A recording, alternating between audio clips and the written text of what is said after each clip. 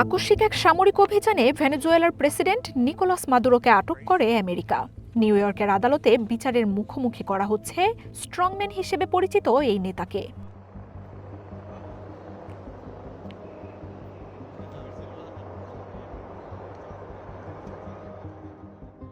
মাদুরোকে আটকের কয়েক ঘণ্টা পরই রহস্য ঘেরা এক বার্তা দেন ইউক্রেনের প্রেসিডেন্ট ভলোদিমির জেলেনস্কি, যেখানে আকারে ইঙ্গিতে মাদুরোর মতো একইভাবে রুশ প্রেসিডেন্ট ভ্লাদিমির পুতিনকে আটক করার পরামর্শ দেন তিনি।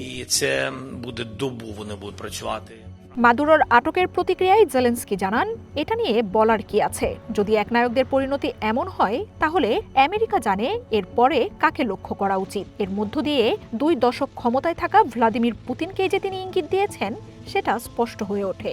এর আগে ক্রিসমাস ও নিউ ইয়ারের বার্তায় পুতিনের মৃত্যু কামনা করে আলোচনায় এসেছিলেন ইউক্রেনের প্রেসিডেন্ট। পরমাণু শক্তিধর নর্থ কোরিয়ায় একনায়কতন্ত্র থাকলেও সেখানে কখনোই হামলার সাহস করে উঠতে পারেনি ওয়াশিংটন। পরাশক্তি রাশিয়ার বিরুদ্ধেও আমেরিকা এমন কোনো পদক্ষেপ নেয়ার সাহস কখনো করবে কিনা সেটাই আলোচনার বিষয় হয়ে দাঁড়িয়েছে সামাজিক মাধ্যমে। মার্জিয়া উপমা, ওয়ান ইন্টারন্যাশনাল ডেস্ক।